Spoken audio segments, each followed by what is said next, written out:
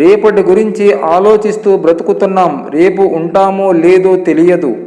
ఈరోజు నువ్వు మంచి చేస్తే, నువ్వు ఉన్నా లేకపోయినా ఖచ్చితంగా నీ పేరు ప్రతి నోటా వినిపిస్తుంది.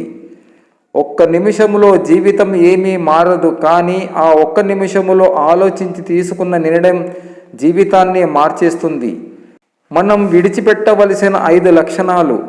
అందరినీ సంతృప్తిపరచాలి అనుకోవడం, అనవసరంగా ఎక్కువగా ఆలోచించడం, నిన్ను నువ్వే కించపరుచుకోవడం, మార్పుకి భయపడడం, గతంలో జీవించడం.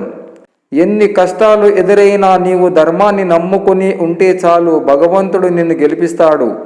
కడుపు రగిలినా, మనసు నలిగినా వారి నోటి వెంట వచ్చేవి నిందలు, శాపాలు కాదు, కటిక వాస్తవాలు, పచ్చి నిజాలు మిత్రమా.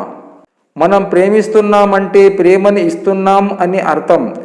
అది ఎదుటి వ్యక్తి నుండి ఆశించకుండా అలా అని బలవంతం చేసి ఆ ప్రేమే కాదు.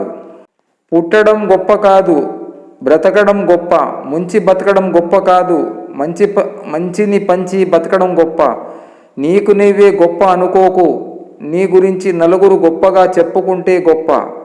కొన్ని బంధాలను కాపాడుకోవడానికి ఒక్కోసారి తల వంచవలసి వస్తే వంచేయి, తప్పు లేదు. కానీ ప్రతిసారి నీవే తల వంచవలసి వస్తే మాత్రం ఆ బంధాన్ని వదిలివేయి.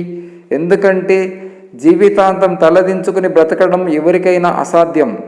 నీ గమ్యం చేరే దారిలో ఈర్ష్యపడే కళ్ళుంటాయి, ఎత్తి చూపే వేళ్ళుంటాయి, వ్యంగ్యంగా మాట్లాడే నోళ్ళుంటాయి. సాగిపో నిరంతరంగా. పరిస్థితులు ఎప్పుడు స్థిరం కాదు, కష్టం ఎప్పుడు వృధా పోదు.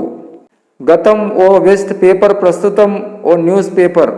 భవిష్యత్తు అనేది క్వశ్చన్ పేపర్ లాంటిది, కాబట్టి దానిని జాగ్రత్తగా చదివి రాసుకోవాలి. లేదంటే బతుకు టిష్ పేపర్ అయిపోతుంది.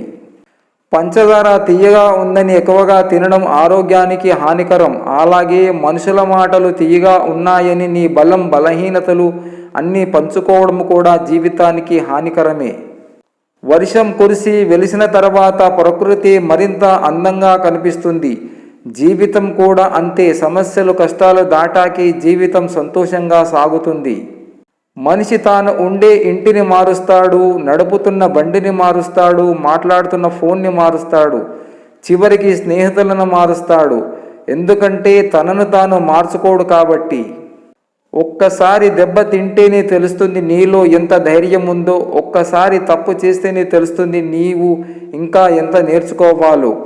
ఒకసారి ఓడిన తర్వాతే తెలుస్తుంది నీవు ఎలా గెలవాలో. నీ అవసరాలు, ఆనందాలు తీర్చడం లేదని నీ తల్లిదండ్రులను తప్పు పట్టకు. వారికి ఆ అవకాశం లేదేమో అని ఆలోచించు. పెళ్లికి ముందు తండ్రి, పెళ్లికి తర్వాత భర్త, సరైన వాళ్ళు దొరకని ప్రతి అమ్మాయి కూడా అనాథే అవుతుంది. ఎండాకాలంలో సూర్యుని తిట్టిన వారే చలికాలంలో సూర్యుని రాక కోసం 1000 కళ్ళతో ఎదురుచూస్తుంటారు. అలాగే ఈరోజు మనల్ని కాదని వెళ్ళిన వాళ్ళే ఏదో ఒక రోజు వెతుక్కుంటూ వస్తారు. కావాల్సింది మనకు ఓపిక. ప్రతి ఉదయం ప్రశాంతమే. చిరునవ్వుతో నీవు స్వాగతమిస్తే.